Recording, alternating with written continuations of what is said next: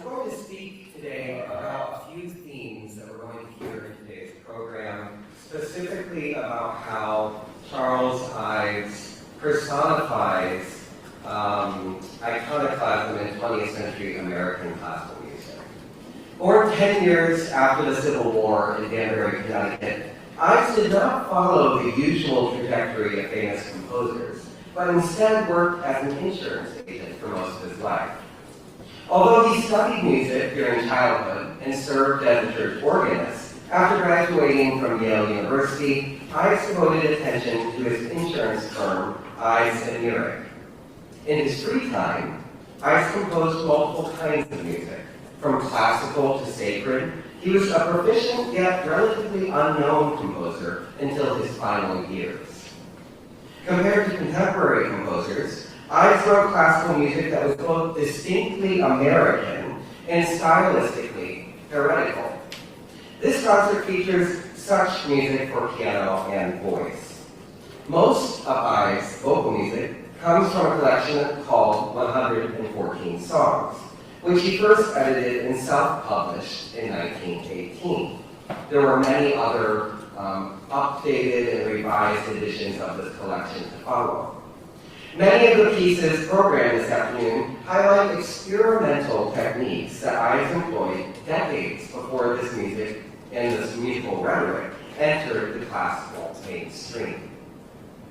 The experimental techniques Ives channeled when composing this music falls under the umbrella of modernism, a 20th century aesthetic style that rejected romanticism and broadened musical frameworks to include more dissonant and foreign sounds. Modernism changed styles in art, literature, and music. American artists, musicians, and writers utilized national themes to include the United States within this modernist narrative.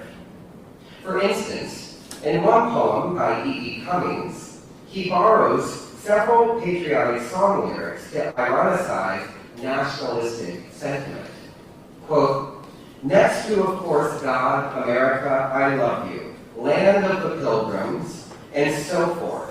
Oh, say can you see by the dawn's early, my country 'tis of centuries come and go," end quote.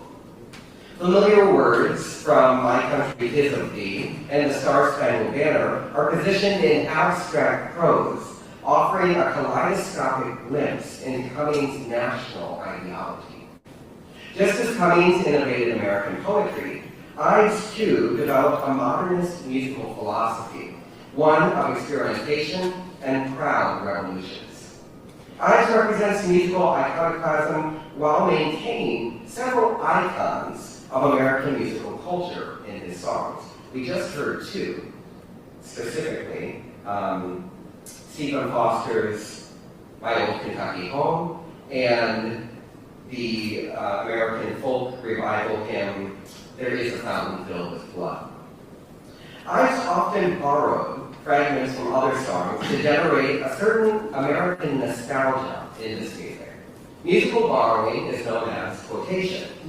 Ives was particularly fond of quoting hymns sung during church services around the northeastern United States. In his 1920 book, Essays Before a Sonata, he describes how hymns shape classical music with color that situates audiences in a specific place and time. He writes, quote, "Listeners may find a deep appeal in the simple but accurate gospel hymns of the New England camp meeting of a generation or so ago. If the Yankee can reflect the fervency with which his gospels were sung, the fervency of Aunt Sarah, who scrubbed her life away for her brother's 10 orphans, the fervency with which this woman, after a 14-hour workday on the farm, would hitch up and drive 5 miles through the mud and rain to prayer meeting, one of her articulate outlet for the fullness of her unselfish soul. If he can reflect the fervency of such a spirit, he may find there a local color that will do all the world good," end quote.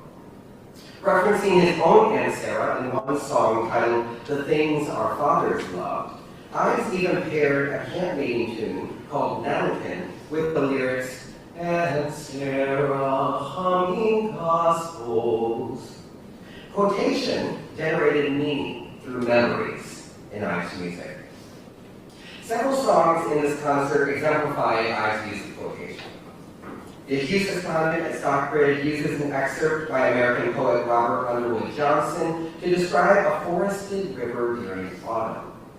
Ives originally composed the song as a movement in an orchestral suite and wrote the accompaniment to sound like a kind of distant background of mists seen through the trees or over a river valley. Channeling the simplicity of a calm rural scene, Ives quotes a tune in a hymn called Dornance, composed by American hymn writer Isaac Baker Woodbury in 1845. This short hymn was paired with several religious texts during the antebellum period. Listen to the simple, balanced melody that harkens a rural camp meeting as Charles plays this tune.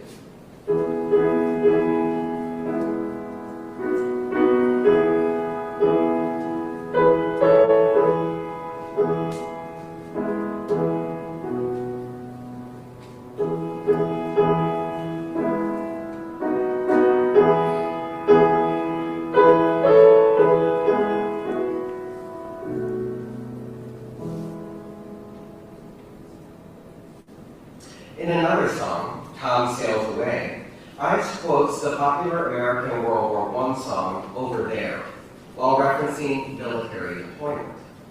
Both songs were composed the same year, and Tom Sails Away was included in a collection called 3 Songs of the War.